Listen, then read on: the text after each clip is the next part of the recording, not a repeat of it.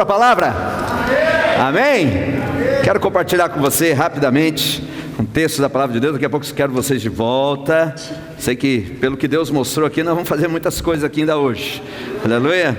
Eu quero compartilhar com vocês esse texto aqui da palavra, lembrando que nós começamos, sob direção do Espírito Santo, um processo, eu acho que esse é o nome melhor para se dar, um processo de construção de uma nova atmosfera no reino do Espírito, aqui na nossa atmosfera, aqui na nossa igreja, aqui no nosso ambiente. Nós começamos essa semana uma direção de 40 dias, diga 40 dias. 40 dias nós, com alguns guerreiros valentes aí, estamos orando das 11 da noite à meia-noite, 1 hora de oração em línguas estranhas, amém? Então, eu quero desafiar você. A palavra que o Espírito Santo colocou no meu coração é que nós precisamos criar uma atmosfera sobrenatural, para milagres, para dons, para transformação, para libertação, para o movimento dos anjos, para o avivamento impactante na nossa cidade, aonde mais Deus quer nos levar.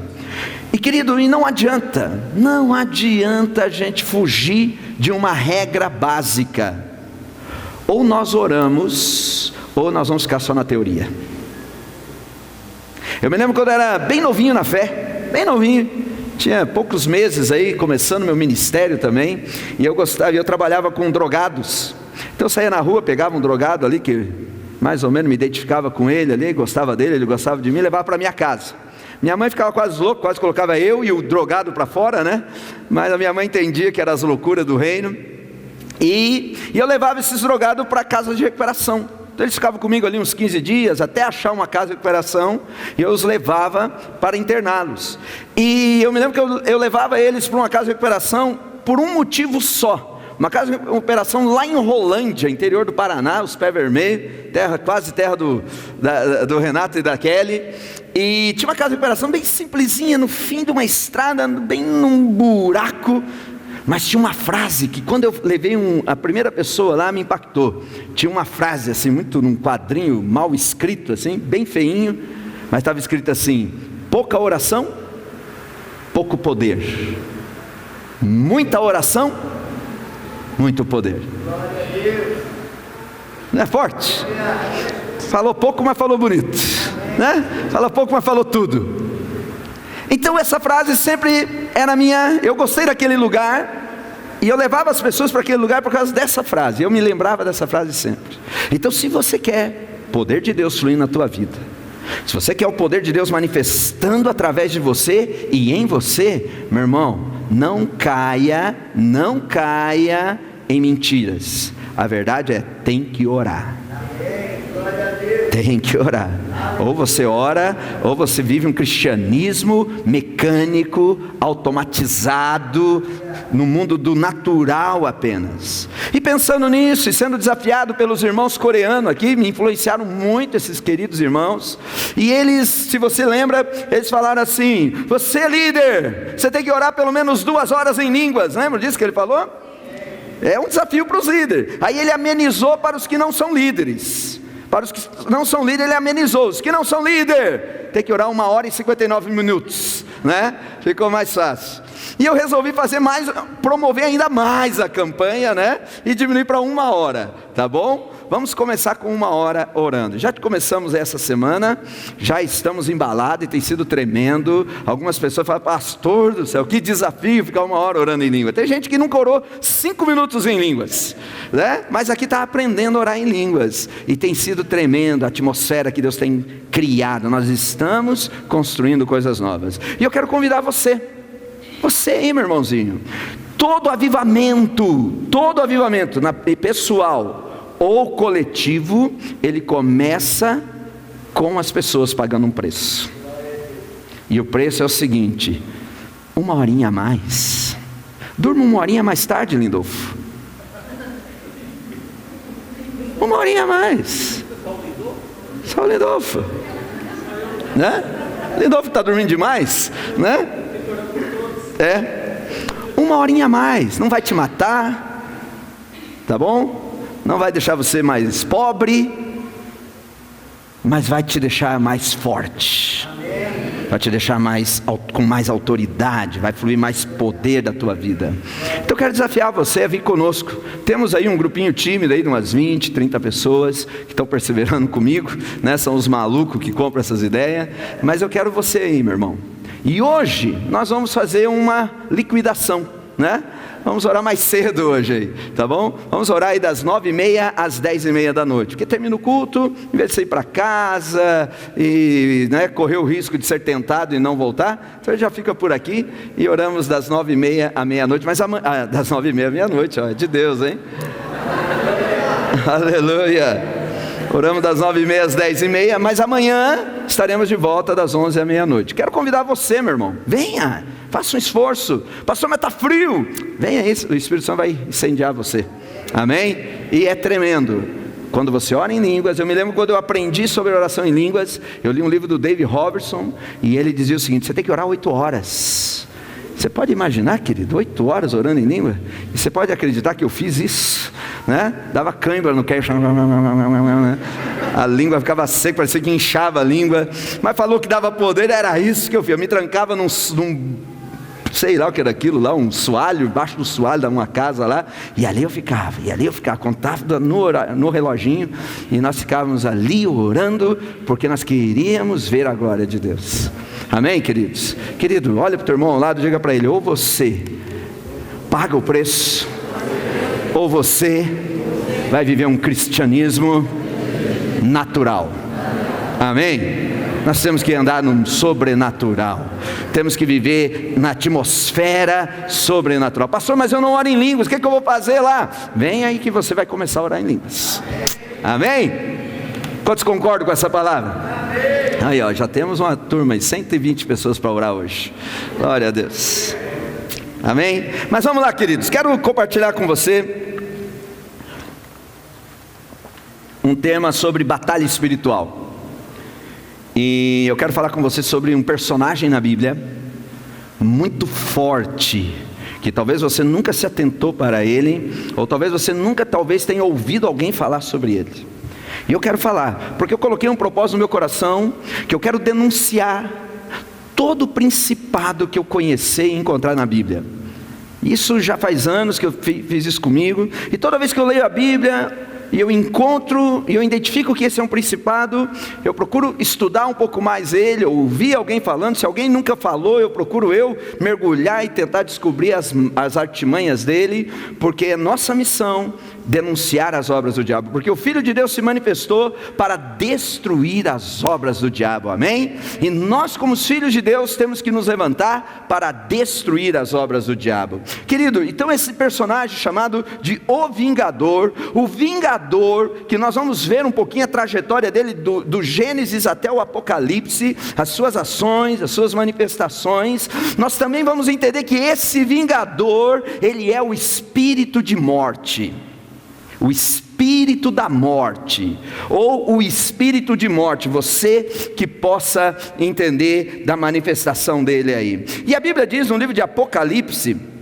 quero que você acompanhe comigo, no capítulo 20, versículo 13, ele nos mostra que a morte, ela é uma personalidade. A morte não é um acontecimento, a morte é uma entidade, é uma personalidade. Olha o que Apocalipse no capítulo 20, ele diz assim: deu o mar os seus mortos que nele estavam. A morte, veja bem, a morte está falando de alguém, está falando de um ser. A morte e o além entregaram os mortos que neles haviam. Então a morte, o além ou o Hades, entregaram os mortos que nele haviam. Agora veja só: e foram julgados um por um, segundo as suas obras. Versículo 14, então a morte e o inferno, a morte e o Hades, foram lançados para dentro do lago de fogo, e esta é a segunda morte. Veja bem, um julgamento, nós estamos falando de Apocalipse. a revelação das últimas coisas, no final haverá um julgamento em que este ser, chamado morte, um principado, uma entidade, será julgado, condenado, e a morte, engraçado, né? A morte vai morrer. A morte vai morrer. A morte será condenada. Aquele que assustou, aquele que apavorou, aquele que ceifou milhões e milhões sobre a face da terra, agora chegou o dia do seu julgamento, chegou o dia do seu juízo, e junto com o inferno, perceba isso, junto com o inferno, serão julgados e serão destruídos. Glória a Deus. Essa é uma entidade. Mas a morte também, por ela ser uma entidade, ela tem um império. Ela tem um reino, ela tem um governo, ela tem um domínio, um principado. No livro de Hebreus, no capítulo 2, no versículo 14, ele diz assim para nós, versículo 15, desculpe, versículo 14 mesmo. Visto pois que os filhos, quem são os filhos de Deus aí? Cadê os filhos de Deus? Diga, eu sou filho. Amém, queridos? Glória a Deus. Visto pois que os filhos de Deus têm participação comum de carne e sangue, destes também ele igualmente participou, para que por sua morte, morte de Jesus, destruísse aquele que tem o império da morte. Em algumas versões está falando de poder, mas a palavra poder aqui, se você puder mudar para mim a versão da Bíblia, muda para mim, põe a atualizada, essa, certo? Tinha o poder da morte. A palavra poder ali não é dunamis, porque poder de explodir, de influenciar, de impactar, a palavra é dunamis. Aqui a palavra está se referindo a um principado, a um império. E a Bíblia está falando que Jesus se manifestou para destruir o império da morte, desfazer o seu principado, o seu domínio, a sua influência, a sua área de atuação e a tua área de governo. Então a morte, ela é uma entidade, ela é uma personalidade. A morte, ela tem um império, e como ela tem um império, ela tem influência, amém? E ele diz assim, e livrasse, versículo 15, e livrasse todos, diga todos, todos que pelo medo, ou pavor, ou temor da morte, estavam sujeitos à escravidão. Então a morte, por causa do seu império, ela traz um pavor e escraviza os homens. Já percebeu que todos têm medo da morte? Todos morrem de medo da morte. A morte, ela é até um desenho, né? Faz o desenho dela, o estereotipo dela é um ser de capuz com uma foice na mão, né? E ele aparece, né? Querendo ceifar todos aqueles e traça. Por quê? Esse é o principado da morte. Esse é o principado da morte que está influenciando os homens. Queridos, Jesus nos fala que o diabo, ele veio para matar, para roubar, para destruir. Então uma das ações do diabo é matar. E eu preciso entender isso, queridos, que o diabo quer me matar. Alguns dizem, o diabo está furioso comigo, pastor. Querido, com quem ele não está? O diabo é um ser mais revoltado que existe, certo? Ele já acorda revoltado, certo? Mau humor é a lei dele. Ele olha para você e diz, eu vou te matar. E nós muitas vezes não temos entendimento do principado da morte e atribuímos a morte a Deus. Mas agora eu quero falar alguma coisa para você. Muita gente está morrendo antes do tempo. Muita gente está morrendo porque está sendo ceifado por esse principado e nem percebe. Muita gente morre cedo, muita gente morre jovem, muitas pessoas morrem antes do tempo. E quando elas chegarem no céu, e muitas vezes elas chegam no céu e está lá Deus olhando para eles e falando, o que você está fazendo aqui? E às vezes por a religião diz que Deus mata. A religião diz que Deus levou. Eu já fui em alguns velórios que pastor, por não ter o que fazer, não ter o que falar, diz, e Deus colheu mais uma flor no seu jardim. Mentira. Se essa pessoa tinha 90, 80, 100 anos, 120 anos, tudo bem. Mas muitas vezes não foi. Foi o principado da morte que levou, por causa de algumas consequências. Alô? Vocês estão aí ou não? A Bíblia diz, Jesus diz, que o diabo é homicida desde o princípio. E quando ele está falando de homicida desde o princípio, ele está vinculando o diabo como um homicida a uma mentira. E ele está vinculando o homicida, diabo, a uma ação que é uma ofensa e uma blasfêmia ao Espírito Santo, quando Jesus está falando que o diabo é homicida. Ele faz uma ligação à blasfêmia do Espírito Santo, a uma mentira e uma morte. Parece que vai uma continuidade. A blasfêmia contra o Espírito Santo, que é pecado que não tem perdão. Uma mentira que o diabo seduz o ser humano. E ele conclui com uma morte. Querido, olha aqui para mim. Segura aí, nós estamos falando de batalha espiritual. E eu preciso ensinar você, e você precisa entender que eu quero denunciar um principado. Jesus diz assim, a Bíblia nos diz, 1 João, aquele apóstolo que andou junto com Jesus, é João. Ele diz assim, há pecado que não é para a morte. E esse eu peço que vocês orem. Mas há pecado que é para a morte. E esses não adianta orar. Uau! Sangue de Jesus tem poder. Já percebeu que ninguém toca nesses textos difíceis? Ninguém ousa pregar sobre esses textos difíceis. Por quê? Porque são difíceis. E a gente prefere fazer vistas grossas e ignorar verdades bíblicas e dizer, não, não é bem assim. Mas a Bíblia está nos alertando que existem consequências sérias de atitudes que nós cometemos, que vai matar você. E nós temos que aprender quais são essas ações para eu me livrar delas. Porque Deus tem promessa para você. Deus quer levar você a uma longevidade. Deus quer que você viva vida longa e vida próspera. Amém? O crente não foi feito para viver vida curta. O crente não foi feito para viver vida oprimida. Mas Deus tem uma promessa de longevidade. Amém? Vida longa e vida próspera. Vida abundante. Quantos querem essa vida? Aleluia!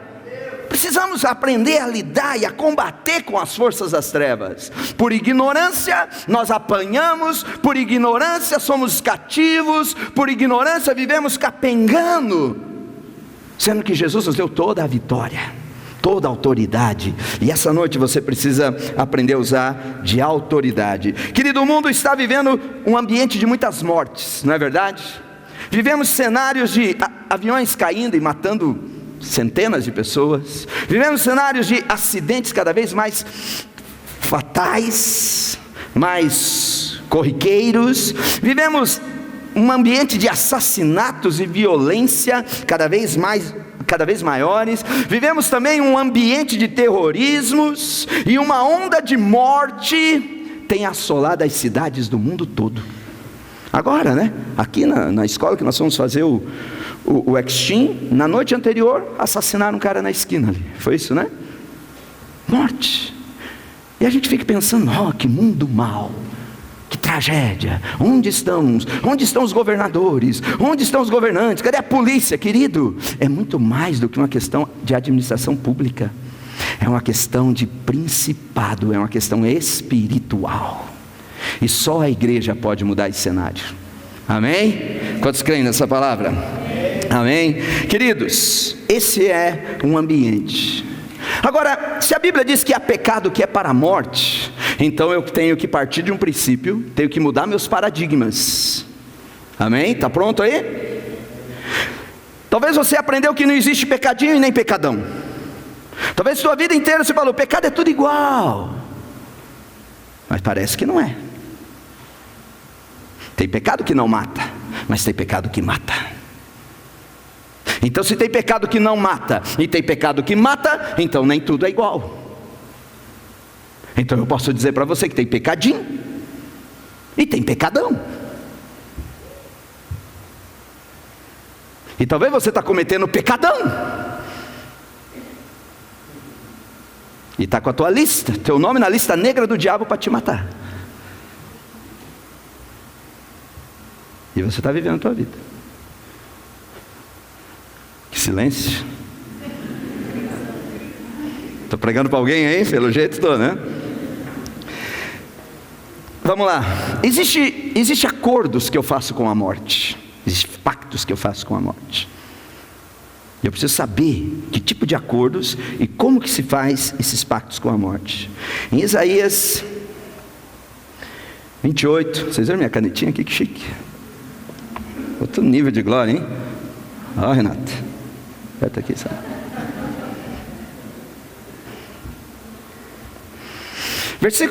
Isaías 28, o versículo 14, ele diz assim: ouvi, pois, a palavra do Senhor, homens escarnecedores, que dominais este povo que está em Jerusalém. Versículo 15, porquanto dizem: fizemos aliança com a morte. Fizemos aliança com a morte. Olha só, e com o além, e com o Hades, e com o inferno. Fizeram aliança com a morte e com o inferno.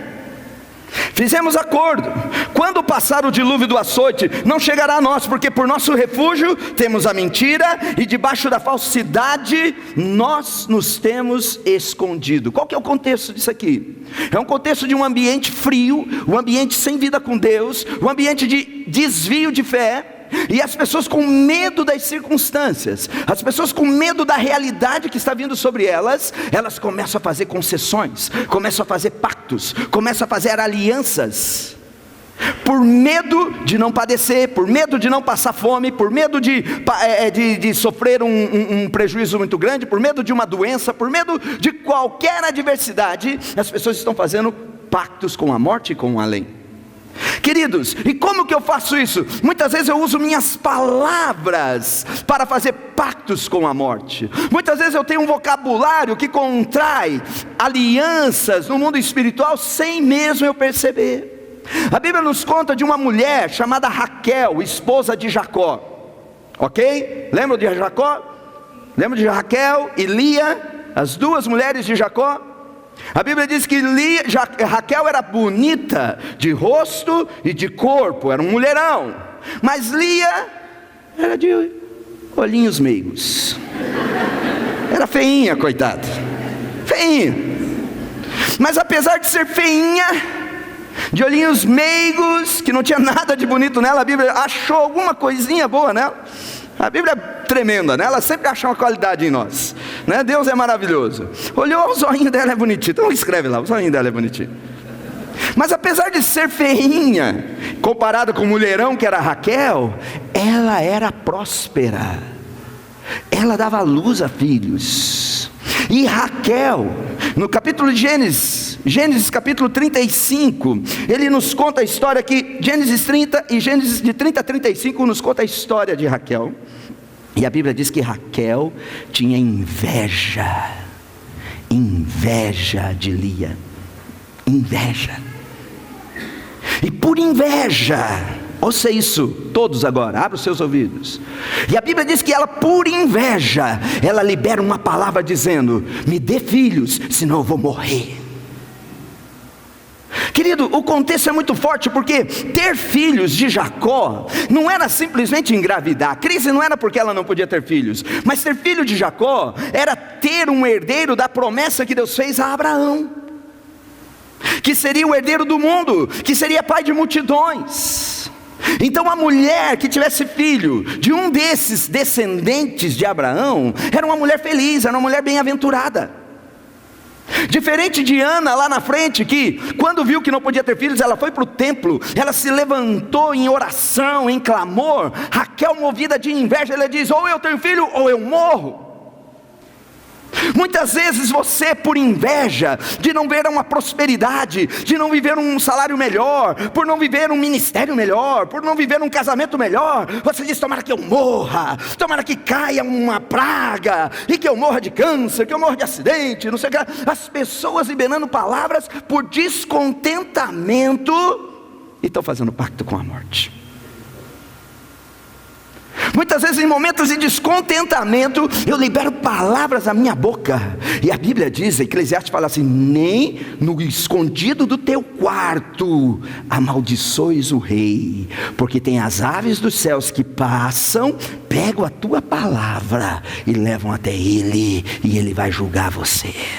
Toda palavra, ela vai causar um efeito. A palavra que sai da sua boca, Jesus fala assim: toda palavra frívola que sair da sua boca, você vai prestar contas no dia do juízo. Uau!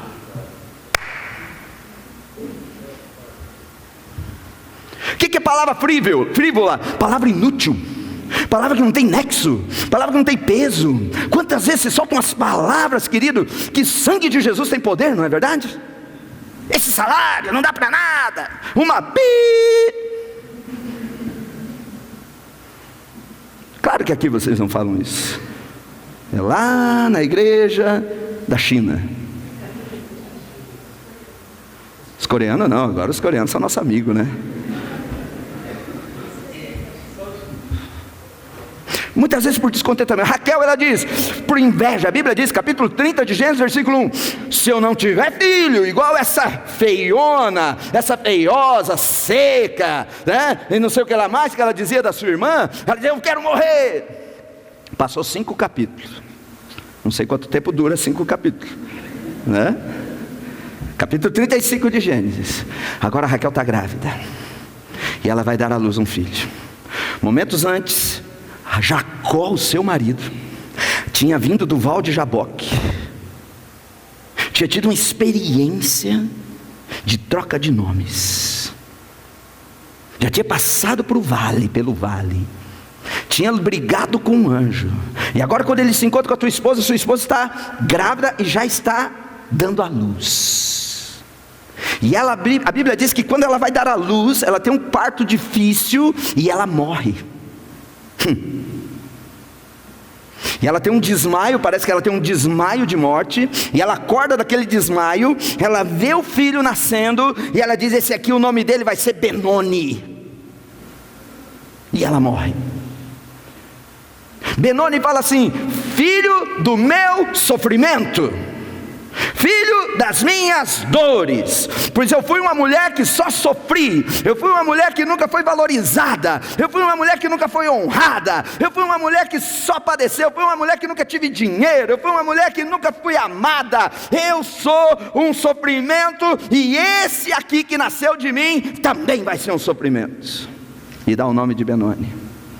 Jacó, como alguém que já sabia sobre destino profético, pois ele já tinha aprendido com um anjo, ele levava no pelo, no couro, a questão do nome de Jacó, que era o sem vergonha, o usurpador, o mentiroso, o enganador. Ele sabia muito bem que era levar na sua identidade um destino profético dado a um nome. E o anjo vem sobre ele e fala: você não é mais enganador, mas você é príncipe de Deus, não chamará mais Jacó, mas se chamará Israel. Amém? Ele olha para a mulher nas amarguras da sua alma, nas amarguras do seu sofrimento, na mais alta rejeição, porque o pai enganou ela, a minha irmã a enganou, e agora Deus da cabecinha dela também a estava enganando. E ela fala: esse aqui também vai sofrer igual eu sofri. Jacó se levanta e fala: não vai chamar Benoni, o nome dele vai ser Benjamim, que é o filho da minha mão direita, é o meu valente, é aquele que vai se levantar contra todos os meus inimigos, e vai prevalecer em todas as coisas, já anunciando Jesus, sinal profético de Benjamim, aquele que está à destra de Deus, falando de Jesus e da sua igreja. Aleluia! Aleluia! Querido, muitas vezes por falar, eu estou fazendo pacto com a morte. Raquel fez um pacto com a morte. Muitos de nós fazemos pacto com a morte por palavras frívolas, por descontentamento, por amarguras de alma, por aflição. Fazemos pacto. E a morte vem. E a morte vem. Números 35.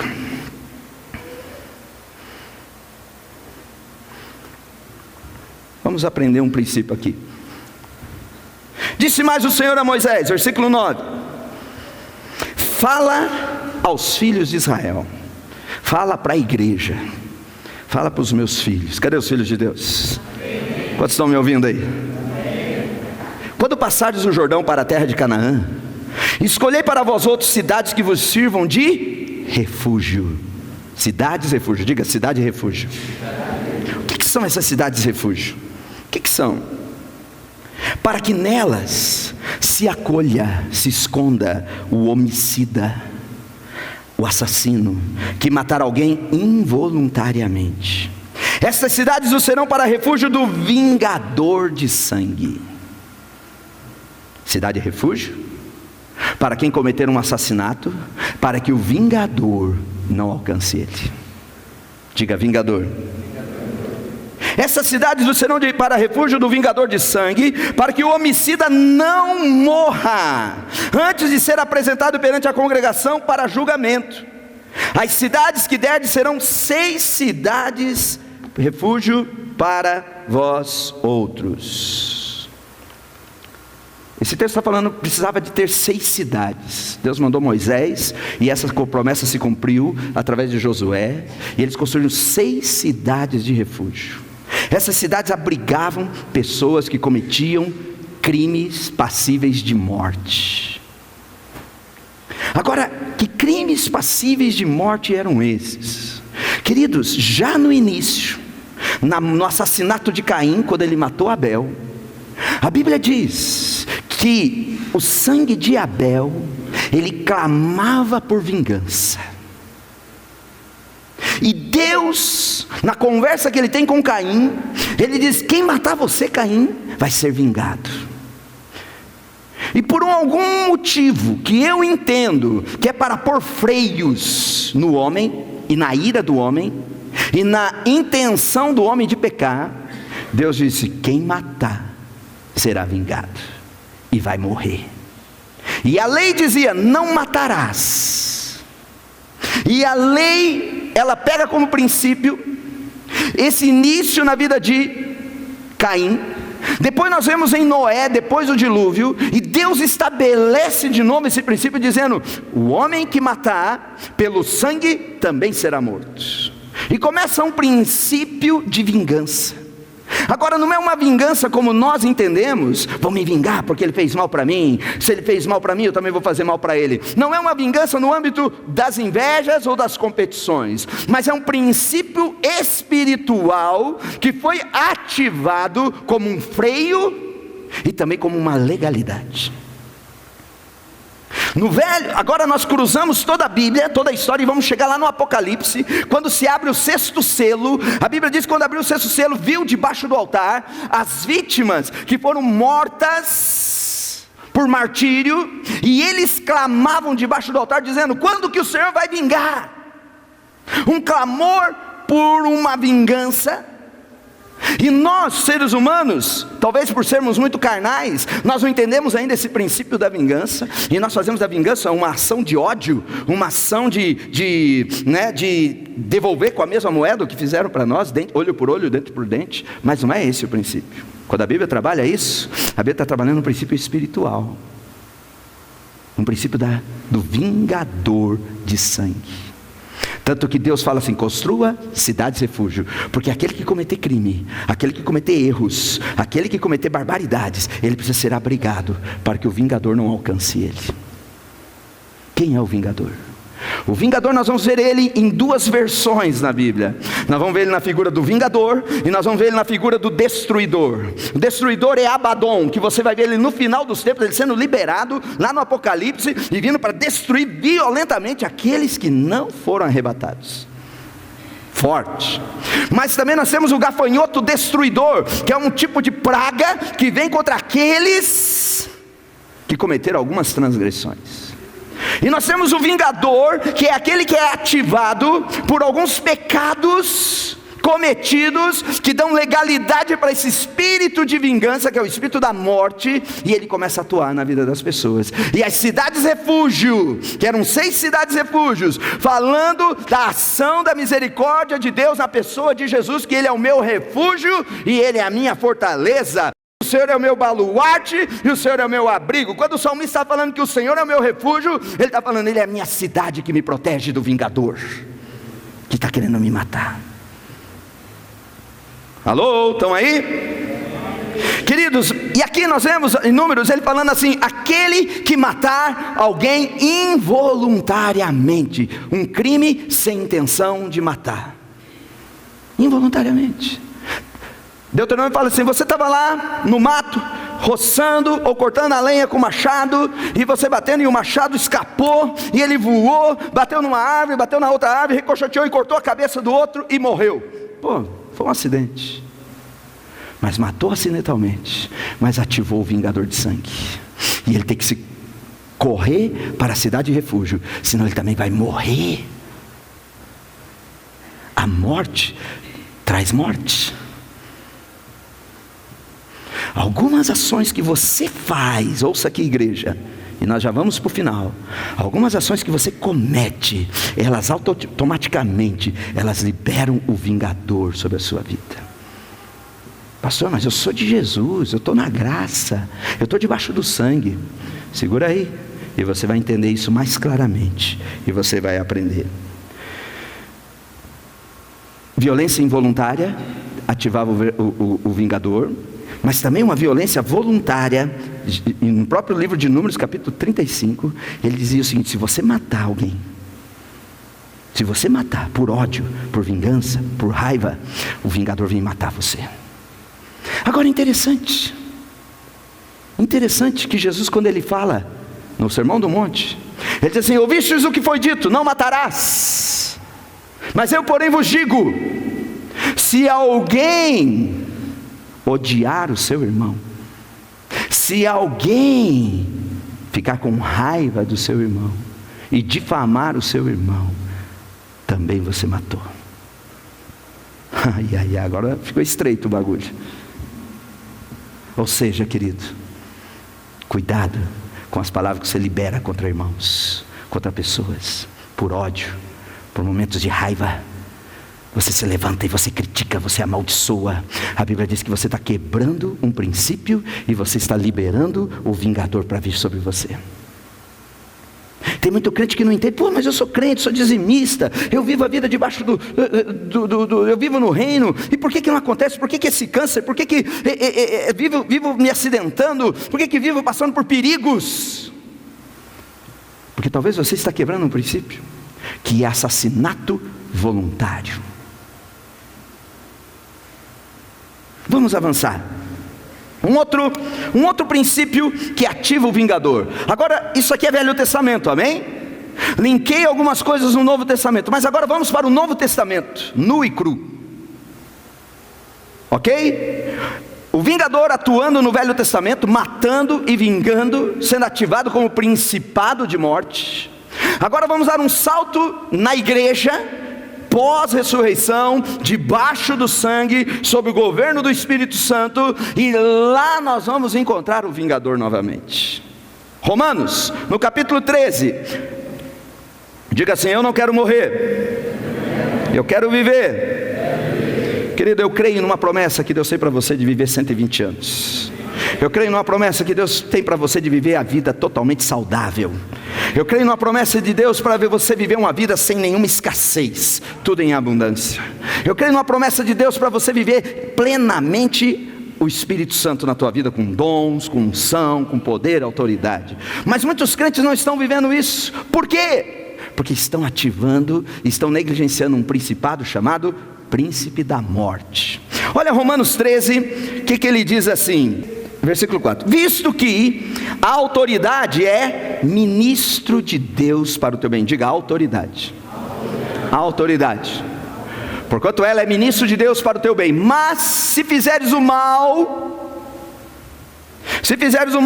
teme, fique com medo, fique esperto, porque não é sem motivo que ela traz a espada, pois é ministro de Deus e vingador para castigar o que pratica o mal.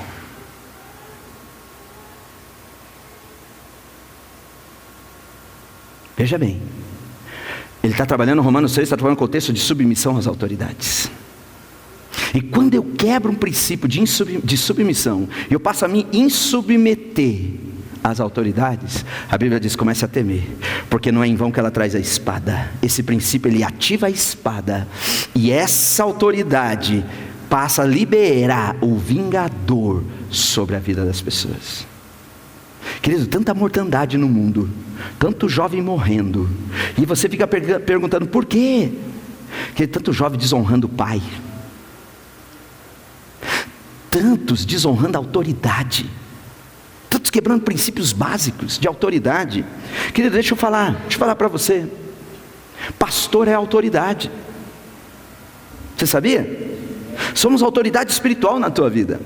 Eu sou autoridade espiritual na tua vida. Não sou perfeito, mas sou autoridade. Talvez não sou o melhor pastor ou o pastor dos teus sonhos, mas sou teu pastor. E você veio para cá e você entrou debaixo da minha autoridade. E quando você se levanta contra a minha autoridade, a Bíblia diz: cuidado. Cuidado. Não estou falando isso, abre um parênteses aí, querido, não estou falando isso para você ficar me bajulando, não é isso. Quem me conhece sabe que eu não estou atrás disso. Mas eu estou trabalhando aqui um princípio para o teu bem. Amém? Cuidado como você trata as autoridades, cuidado como você trata o pastor, cuidado como você trata um ministro de Deus, porque eles são autoridade. E se você quebra esse princípio, vem uma espada e o vingador vem sobre você. E muitos crentes morrem literalmente falando. Morre espiritualmente, morre ministerialmente, morre financeiramente, morre sexualmente, vai morrendo. Lembra aquela música? Estou morrendo aos poucos. Diz que você não pode fumar porque cigarro mata você aos poucos, né? Aí alguém disse: não tem problema, não tenho pressa para morrer mesmo. Vai morrendo aos poucos e acha que está com tudo. Cuidado com o princípio de autoridade. Se você quebra princípios de autoridade, você está ativando inconscientemente o espírito da morte, o vingador, que vem furiosamente. A Bíblia diz que o diabo anda ao nosso derredor. Amém? Diga derredor.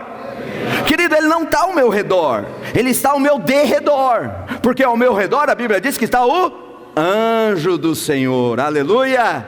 Diga assim: ao meu redor tem um anjo de Deus. Mas a Bíblia diz que o diabo está ao teu derredor, e a Bíblia diz que ele está espreita, ele está de campana, ele está esperto, como um leão que ruge, buscando para tragar. E quando você libera por uma ação, você libera para que Satanás, através do princípio de morte, toque você.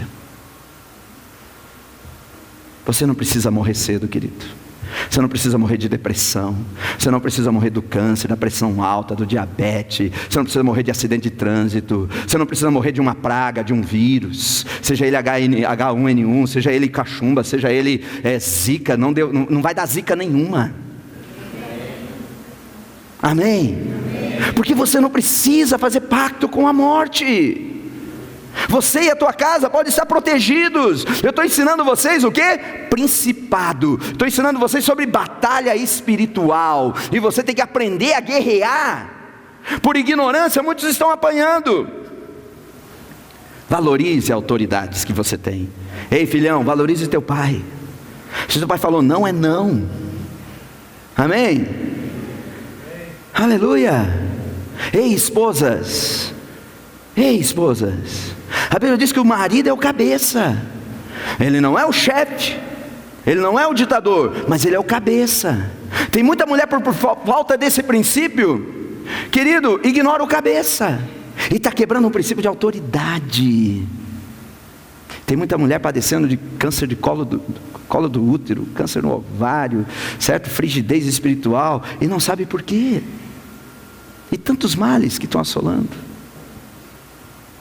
Alô? Vamos aprender isso aqui, queridos? Vamos banir com a morte. Vamos ser guerreiros do Senhor Jesus, tomar a autoridade que nos é dada e aplicar os princípios. Aleluia. Um segundo princípio que pode desatar a ação do vingador na tua vida. 1 Tessalonicenses 4 diz assim: pois essa é a vontade de Deus. Qual é a vontade de Deus? Quantos querem fazer a vontade de Deus?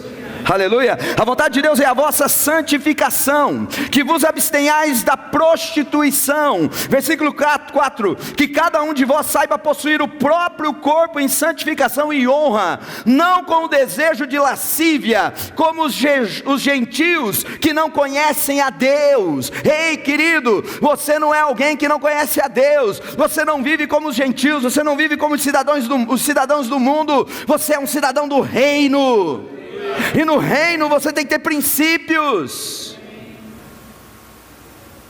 E olha o que ele fala, o seguinte: ele não quer que você viva a prostituição, ele quer que na tua vida sexual você viva uma santificação. Por quê? Versículo 6, e que nessa matéria, que matéria? A matéria da santidade sexual, a matéria da pureza sexual. Ei, jovenzinha, você que não casou, você precisa manter pura. Ei, jovenzinho, você que não casou, se mantenha puro, não saia por aí fazendo sexo a qualquer um, em qualquer lugar. Guarde-se para o teu casamento. Aleluia. Ei, maridão, pare com as pornografia, pare com o adultério, pare com a prostituição. Ei, minha irmã, pare com essas fantasias malucas. Porque na vida sexual requer santidade, não como os gentios. Olha o que ele diz, versículo 6: e que nessa matéria ninguém ofenda ou defraude a seu irmão, que ninguém roube o seu irmão, que ninguém avance o sinal. Ei, meu irmão, pare de ser o garanhão, seduzindo a mulherada. A Bíblia diz que você não pode fazer isso. Ei, mulher, cuidado para você não mostrar pele demais. Às vezes está mostrando muita pele, e a Bíblia diz que você não pode fazer isso. Não pode. Aleluia. Estão me olhando, né? Falando, esse pastor está maluco. E que nessa matéria ninguém ofenda nem defraude o seu irmão, porque o Senhor, olha só, versículo 6: contra todas essas coisas, como antes vos avisamos e testificamos claramente, é o que? É o vingador. O vingador aqui no Novo Testamento.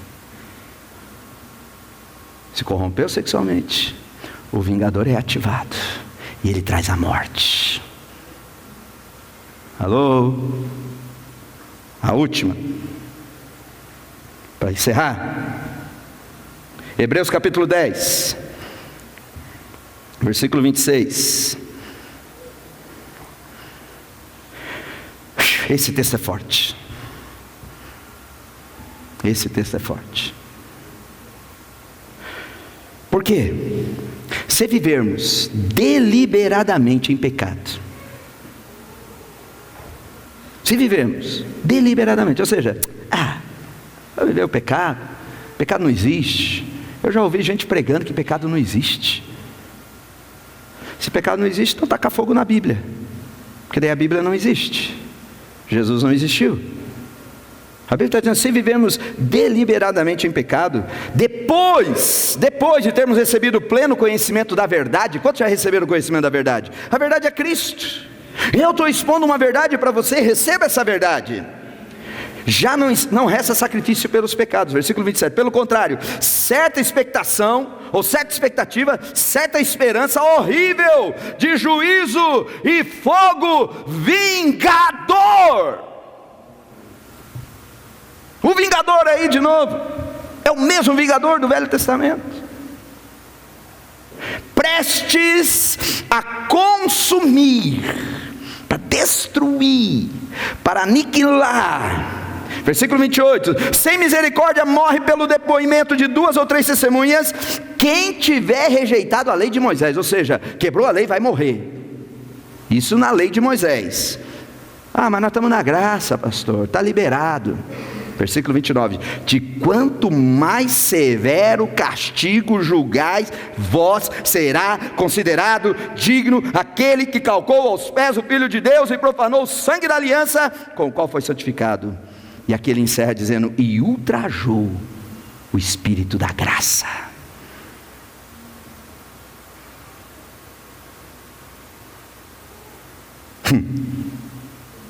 É da graça. Precisa mais. Estou na graça. Não preciso orar não, pastor. Estou na graça. Não preciso dizimar não, pastor. Estou na graça. Não preciso ser santo não, estou na graça. A Bíblia diz: você está ultrajando o Espírito da graça. E quando você ultraja o Espírito da graça, você ativa o vingador. Quando você se mistura com impurezas sexuais, você ativa o vingador. Quando você desonra autoridades, você ativa o vingador. E pastor, o que eu faço? Eu estou nesse meio aí, estou ferrado. E agora? Você tem uma cidade refúgio. Amém? A Bíblia diz que quem cometesse esses males tinha que correr para a cidade refúgio, se trancar lá dentro, não sair de lá, porque lá tinha toda uma comitiva de sacerdote, lá tinha toda uma comitiva de levitas, lá todos iam proteger você, lá você ia ficar guardado, e o vingador não alcançaria você em hipótese alguma. Mas veja esse último versículo, Números 35, 26. Veja só que tremendo. Vamos ler juntos? Diga lá. Mas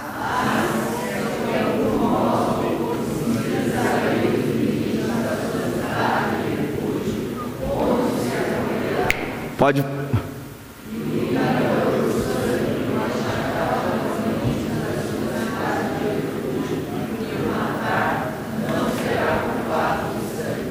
Mas se sair da cidade de refúgio, o vingador pode te encontrar. Meu irmão, batalha espiritual, ela tem uma receita. E a melhor maneira de fazer uma batalha espiritual é consertar as coisas. Consertar. Se você tem mágoa e você tem matado pessoas por mágoa, você tem que consertar isso. Tem que ir lá e pedir perdão. Tem que dispor no teu coração perdoar. Tem que perdoar. Essa é a batalha espiritual. Porque tem gente morrendo. Tem gente morrendo profissionalmente, espiritualmente, financeiramente, na saúde, no ministério. Tem gente morrendo, tem crente morrendo. E você tem que consertar. Você desonra as autoridades, tem que consertar, tem que ir lá. Tem que consertar. Pai, eu tenho te desonrado, eu quero honrar você. Tem que consertar. Filho, desonrou o pai, vai lá, conserta. Pastor, eu estou vivendo uma vida promíscua, estou vivendo uma vida de impureza sexual terrível. Tem que consertar, para que o vingador não tenha autoridade sobre você. Você tem que correr para a cidade refúgio, você tem que correr para Jesus, onde todo pecado é perdoado, onde toda maldição é quebrada, onde toda proteção é liberada sobre a tua vida. Aleluia. Você não precisa viver debaixo desse jugo. Ei, meu irmão, Deus tem vida abundante para você. A morte não está no plano de Deus para a tua vida. Amém? Você crê nisso? Tem que consertar. Tem jovenzinhos morrendo de acidentes trágicos. Tem mulheres novas que nem sequer tiveram o privilégio de dar à luz filhos e morreram, ou foram já arrancadas ao seu útero. Ei, não precisa ser assim. Corra para a cidade de refúgio, onde o vingador não vai tocar você. Amém? Aleluia. Você recebe essa palavra? Glória a Deus. Vamos colocar em pé.